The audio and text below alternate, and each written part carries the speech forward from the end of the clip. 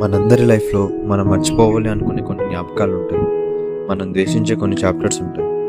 అప్పుడు అలా జరగకుండా ఉంటే నా లైఫ్ ఇంకోలా ఉండేదే అనే బాధ మనల్ని ఎప్పుడూ వెంటాడుతూ ఉంటుంది.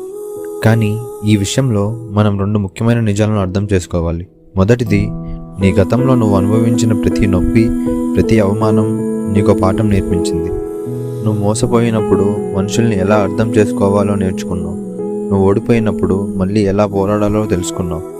రెండవ విషయం, నువ్వు నీ గతాన్ని ఎంత ద్వేషించినా దానిని నువ్వు ఒక్క నిమిషం కూడా మార్చవు. దానితో పోరాడడం అంటే గాలిలో యుద్ధం చేసినట్లే, నువ్వే అలసిపోతావు.